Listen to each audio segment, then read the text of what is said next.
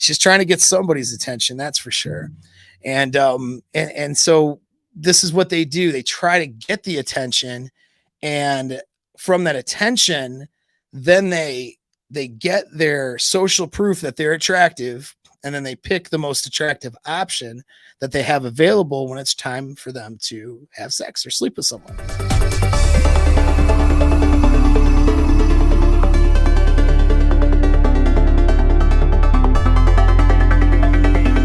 Horizontal and your vertical axis.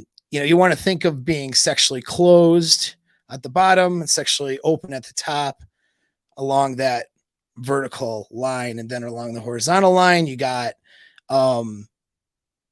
comfort and security at one end, and then on the other end, tension, right? And so old school game like mystery method stuff was pretty decent in understanding the difference between, tension and comfort. And so you want to, because tension is where sexual attraction comes from. Too much comfort, there's not going to be any attraction there. Too much tension, then she's going to be too tense and not attracted. But I noticed that there is something more to that, which is why I added being sexually open or closed. She's sexually open and susceptible, basically open to advances from a guy. That's going to be a greatly different outcome if she feels a little bit of tension around you than if she's sexually closed. So you could do a direct opener on a girl, which she knows you're interested. That's the direct openers, that you let your interest be known right from the get-go.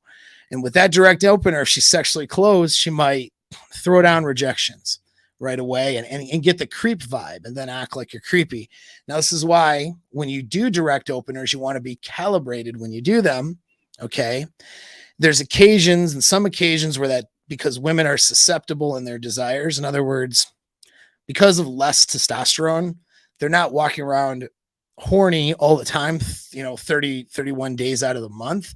I mean, some do, some with higher sex drives, but for the most part, most women aren't. But they are horny like that, a smaller window in the month, but it's usually when ignited or something is igniting that in her. So she gets a stimulus that causes her, you know what I mean, to feel this, that sexual attraction that happens. So sometimes going direct on a girl that's closed, if the mood is right for her, we'll just open her right up. But actually, rarely that's the case. I'm not saying rarely, like it's just not probable. I mean, if you're high SMV and good looking guy, I mean, sometimes it can be the case. But, just doing a series of very direct openers requiring a high amount of compliance, right, right from the get-go is going to get you blown out a lot because they're just not sexually open to you yet, just the way it is.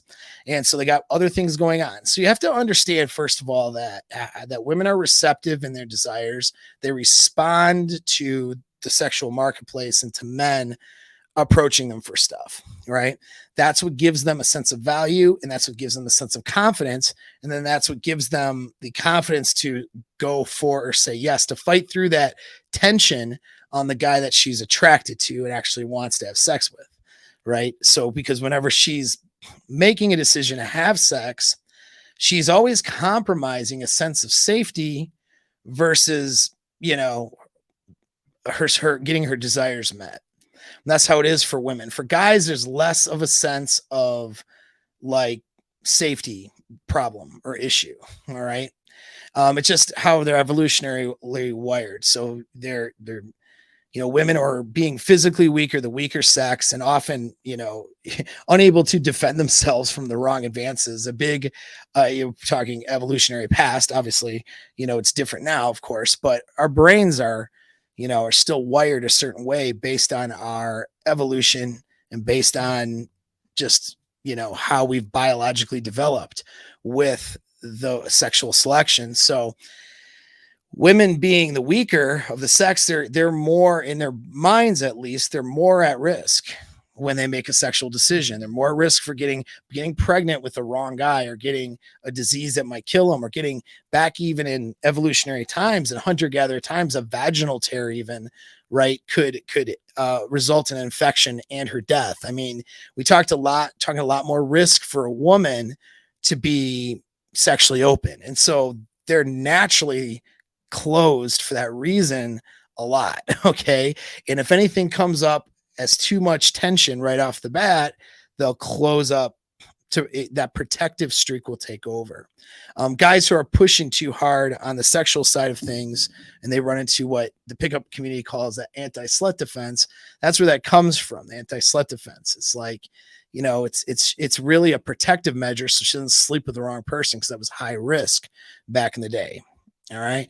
And so, but they're susceptible. The woman could be tense and around that time of the month of being horny, have the hormones there, but not necessarily thinking and looking at all the dicks, right? Or thinking and looking at all the dudes that are potential. Unless somebody really strikes her fancy, she could just be walking around in a tense ass mood, and then somebody who's hot enough and presses the right buttons comes up to her and it triggers that reaction and that sexual openness. So she just goes from closed to bam, all of a sudden open. And if it's been a whatever we would define a while for her, if it's been a while for her sexually, a lot of times she'll hop right in the sack with that guy or whatever. Like all of a sudden, and women who are kind of starved from that, like women who are in bad relationships, like you see this with a lot of the divorced, newly divorced women. They go for a few months. If they weren't cheating to get there, they go for a few months of just kind of being depressed and not doing anything. And then all of a sudden someone ignites that in her sexually. And then all of that lack of sexual attention, plus all of the angst and tension from this breakup and all this. This is why rebound sex, women are so vulnerable on the rebound if they're not getting sexual needs met, because it's like they dump all that tension into brand new rebound guy who just happens to press all the buttons. So they went from closed to open just when moved along in a socially calibrated way. But if that guy comes across as too direct, maybe than what she's open for, he'll come across as a creep. And so there's always a nuance and a little bit of finesse to get her to go from closed to open. I mean, sometimes she shows up and she's open already. That's why she's out and susceptible. And then you're just right place, right time. But a lot of times, most of the time, really, that's not going to be the case. All right. So understanding that aspect, we have, whether or not she's sexually open for business, susceptible, or whether she's closed, that's going to depend on a lot of factors that have nothing to do with you. All right. And then all you're doing is calibrating the amount of tension versus the amount of comfort signals that you're sending and moving kind of along that line of both, compliance and curiosity, and then getting her investment where she starts to open up sexually. All right. So that's the goal right there. But so understanding that as a framework, what about these girls though, who will kind of give off an indicator of some sort?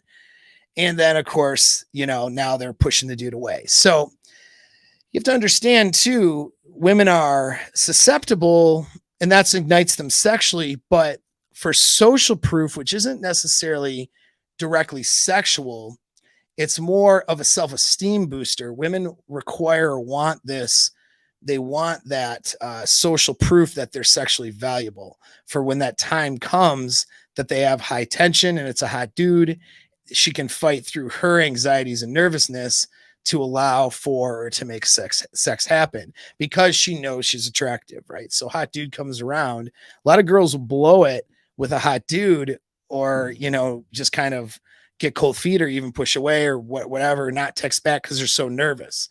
That actually happens. So sometimes when a girl's not responsive, it's because she's nervous. And so she wants that confidence booster to sleep with that guy that's hot. Hopefully that guy's if you're the right guy and doing the right things, but could be whoever. So her goal is to collect as much attention in the sexual marketplace as possible. That's what they do. This is why they wear makeup, right? This is why they wear high heels. This is why they do all of these things to body mod and face mod and to present and gather it to the outside world. This is why they show pictures of themselves. And you got girls who are blatant Instagram type, girls who are showing pictures of their butt with like, an inspirational quote. But then you have girls who do the same thing. But they're doing it in a way that's socially acceptable in their circles. They're signaling to the outside world that they're open for business, they're available, right? So that girl who's like celebrating so and so's, birthday, and then she has her ass out there, like, okay, well, she's signaling, right? She's literally like a chimpanzee in heat throwing her ass out. She's trying to get somebody's attention, that's for sure. And so this is what they do. They try to get the attention, and from that attention, then they get their social proof that they're attractive, and then they pick the most attractive option that they have available when it's time for them to have sex or sleep with someone. And so that's their strategy. So what they're doing, what they'll oftentimes do is giggle or make the eye contact or whatever. They'll just do little things. They're probably doing literally this much work because guys are so thirsty. And then guys will come up and talk to them, and then they'll be polite at that time that he's talking to her and all that. And then they'll be annoyed. Okay, so we're talking in person, not so much online now. All right, you guys need to get out and do things in person, not just be online all the time. Okay, but yeah, so it's like that happens. And so why does it happen? Because she wants to get all of the attention. You are someone that was somebody she would get attention from, as well as several other guys that evening and in the same place, same whatever. And then once she has all this attention, she has all these options. Well, she has to systematically now start rejecting options to make room for the person she wants to have sex with, which she, at the time she's rejecting you, isn't necessarily you. Okay. It's probably not you. And so that's why she does that. So, she's like susceptible, and then you're talking to her like whatever, you're trying to talk to her, and then she's like, okay, well, whatever. And she moves in the other direction. Now, this is assuming that you didn't approach her in a way that was unattractive and start talking to her. This is assuming that there are actual IOIs. So I make a lot of assumptions here because obviously I wasn't there for this particular person. This is assuming that she was giving real IOIs and appearing to be available.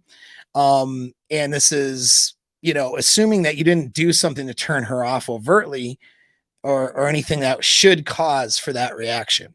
So, I mean, if you say or do something unattractive and then she reacts and isn't interested in you anymore, then we shouldn't be even this. This isn't even a topic of discussion. You did something unattractive and you unattracted her or disqualified yourself. That's what guys do all the time. So that's covered, right? But there are a lot of times though where guys are like, I didn't do anything unattractive though. Like it was just being the same way I was, and then all of a sudden she had to push off. Well, that's a self-esteem booster for you. And so she's using your attention, and in the pickup community, all over the place, different resources have called it, you're giving your attention for free, right? She's getting your attention, taking your intent. This is what women like to do. Rollo says, attention is the key, the coin of the realm. I don't know. That's a video games. I don't understand, but I used to say it's currency. I used to say, attention is currency for women because it is. Attention is sexual market value currency. If she gets a lot of attention from lots of guys, she feels better about herself. To use that arbitrary 0 through 10 SMV chart, okay, if she's feeling just like a 5 and not that attractive, and then she gets a bunch of attention from dudes, she can feel like an 8 or 9, and now go get 8 or 9s.